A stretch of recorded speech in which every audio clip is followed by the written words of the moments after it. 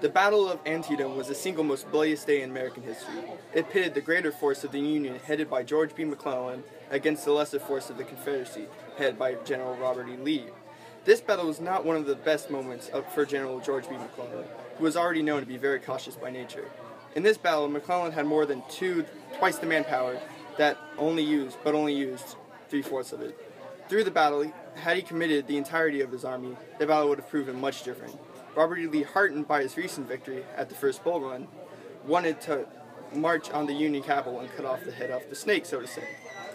But they were met by the Union's larger, more supplied force at Antietam, where they had set up to meet Lee's army.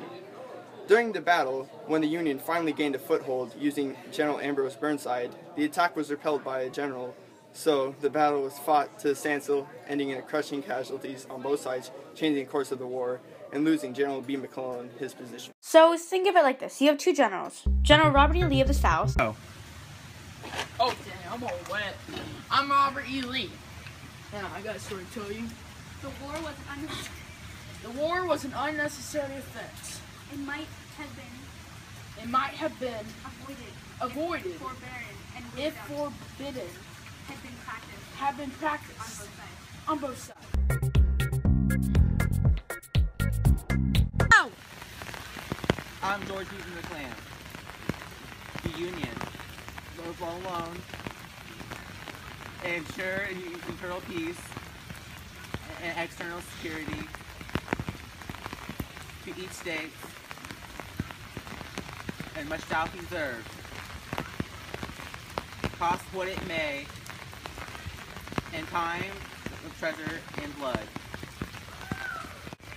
Now, so far, the Confederates were winning and looking pretty good. So with that confidence, Lee decided that another successful battle would help gain respect from France and England to recognize the South as an independent nation. So on September 4th, he marched on Union soil. He thought of a mastermind battle plan to try to win the battle, and he later came up with the risky idea to split his forces. He sent in an order known as Lee's Special Order Number 191. This was important because one day, these orders came into the hands of George B. McClellan of the North. Dun dun dun. Look, camera here. Ooh, what's that? It says do not touch. We probably This is Union ground. We're allowed to touch whatever we want to. fine. Oh my gosh, General, you should probably see this. Wow, this is Robert E. Lee's battle plans. That's great. Yay! We can use this! Woohoo! And he pondered on what to do with the information for 24 hours, which gave enough time for the Confederates to unite back in Sharpsburg, Maryland. So September 17, 1862, at 5:30, they realized that they were greatly outnumbered, 2-1, but the battle had begun. Confederate versus Union. And this is how the Battle of Antietam went. The Battle of Antietam was at best a win for the Union. Due to the overcautious tactics of George B. McClellan, the battle was fought to a standstill, while the Union only used 3/4 of his army, and that outnumbered Lee's 2-1. And the only real progress McClellan made was when Ambrose Burnside captured the bridge that forded the river, only to be rebuffed by Stonewall Jackson returning from Harper's Ferry. This battle is important because it gave Abraham Lincoln the time to set up the Emancipation Proclamation and issue it.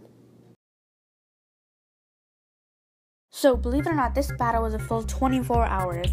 And fun fact, this is the first battle to be photographed. So many people at the New York Art Gallery gathered around to see these horrific, sad photographs.